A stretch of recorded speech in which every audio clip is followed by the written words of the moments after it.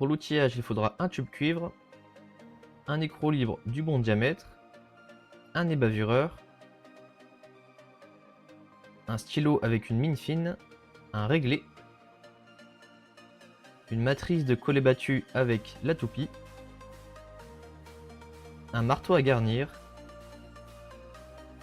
et un chalumeau. Pour la préparation, il faut commencer par ébavurer l'intérieur du tube. Cela permet d'enlever le surplus de matière que l'on a eu lors de la coupe avec notre coupe-tube cuivre. Et ça permet surtout d'avoir un collet battu bien plat à la fin, sans marque. Ensuite, il faut recuire l'extrémité du tube que l'on a préparé. Avec le chalumeau, il faut chauffer jusqu'à rouge.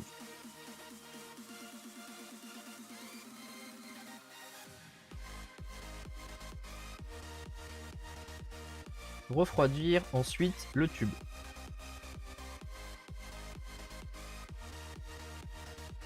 Maintenant, je vais calculer la hauteur de mon collet battu. Pour cela, je mesure l'intérieur de l'écrou libre, donc là 24 mm, et je soustrais le diamètre du tube, donc 14 mm. Ça me donne un résultat de 10 mm. Ce résultat, je le divise en deux, et j'ai donc une hauteur de collet battu de 5 mm. Je trace cette hauteur depuis le bout de mon tube.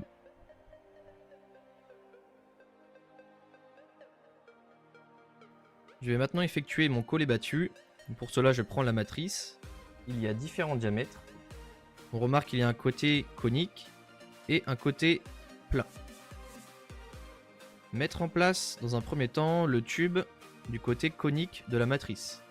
Placer le repère tracé au ras, donc c'est-à-dire au bas du cône. Bien serrer la matrice à collet battu.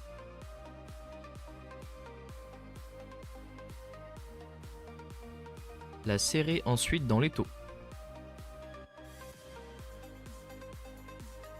Prendre la toupie ainsi que le marteau à garnir et taper avec le marteau sur la toupie. Le tube est bien recuit, donc il va venir épouser la forme conique de la matrice. Donc pas besoin de taper très fort avec le marteau.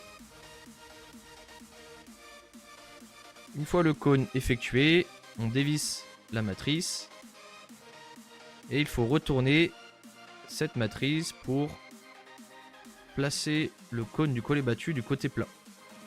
Bien le mettre en bas du cône et resserrer ensuite la matrice. Serrer la matrice dans l'étau.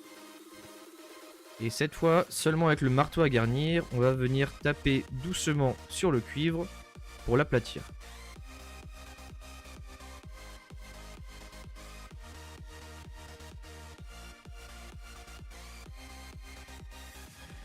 Vérifiez ensuite que le collet battu soit bien plat. Enlevez ensuite le tube de la matrice. Vérifiez que le collet battu soit bien droit. Insérez ensuite l'écrou libre pour vérifier que le collet battu passe bien dans celui-ci et qu'il n'y ait pas trop de jeu. Dans la prochaine vidéo, on verra ensemble comment réaliser un piquage bas relevé à l'extrudeur. Merci d'avoir suivi la vidéo, tu peux t'abonner et laisser un like.